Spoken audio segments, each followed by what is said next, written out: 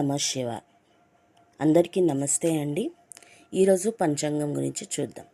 23 March 2025 ఆదివారం.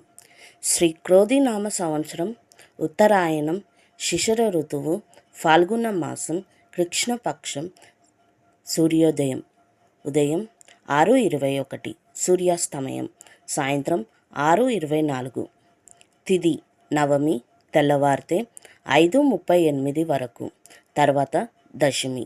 సంస్కృత వారం భానువాసర, నక్షత్రం పూర్వాషాఢ నక్షత్రం తెల్లవారితే 4:09 వరకు, తర్వాత ఉత్తరాషాఢ నక్షత్రం. యోగం వార్య సాయంత్రం 5:47 వరకు, కరణం తైతుల సాయంత్రం 5:31 వరకు,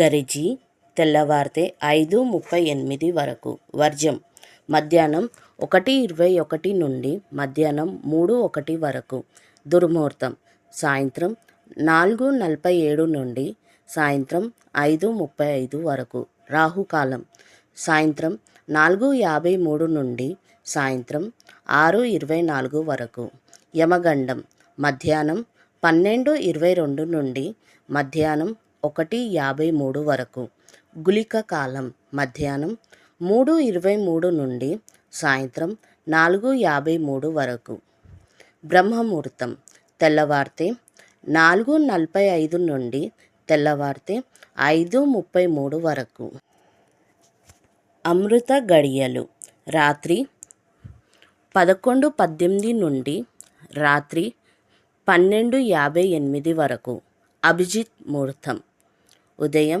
11:58 నుండి మధ్యాహ్నం 12:46 వరకు.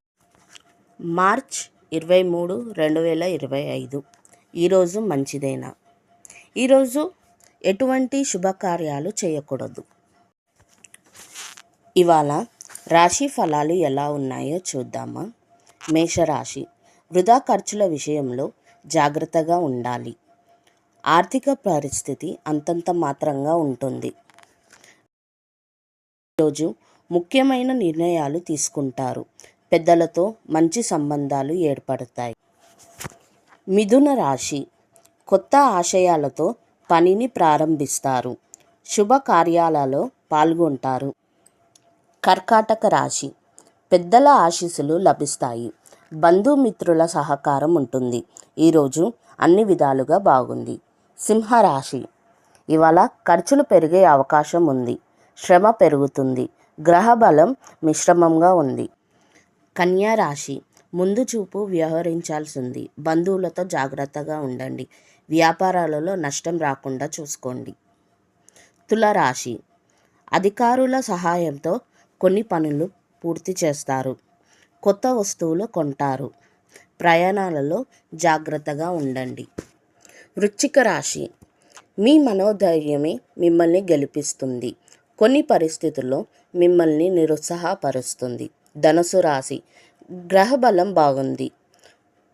కొత్త పనులు ప్రారంభిస్తారు. బంధువులతో ఆనందంగా గడుపుతారు. మకర రాశి, ఉద్యోగంలో మేలు జరుగుతుంది. పెద్దల సహకారం ఉంటుంది. కుంభరాశి, మీరు చేపట్టిన పనులు పూర్తవుతాయి. బంధువుల సహకారం ఉంటుంది. మీనరాశి, ఆర్థిక లాభం ఉంటుంది. ముఖ్యమైన విషయాల్లో అనుకున్నది సాధిస్తారు. ఈరోజు ప్రత్యేకత, ప్రపంచ వాతావరణ శాస్త్ర దినోత్సవం. భారత స్వాతంత్రోద్యమంలో కృషి చేసిన భగత్ సింగ్, రాజ్గురు, సుఖ్దేవ్లను ఉరితీశారు. ప్రపంచంలో మొదటి ఇస్లామిక్ రిపబ్లిక్ దేశంగా పాకిస్తాన్ అవతరించింది. కపిల్ దేవ్ చివరి టెస్ట్ మ్యాచ్ ఆడిన రోజు. ఈరోజు ప్రశ్న, హిందూ పురాణాల ప్రకారం శివుణ్ణి దేనికి దేవుడిగా పరిగణిస్తారు? ఏ సృష్టి, బి ఆనందం, సి సంరక్షణ, డి విధ్వంసం. ఈరోజు మంచి మాట. ఈ ప్రపంచం మనిషి అవసరాలను తీర్చగలదు, కానీ మనిషి కోరికలను ఎప్పటికీ తీర్చలేదు.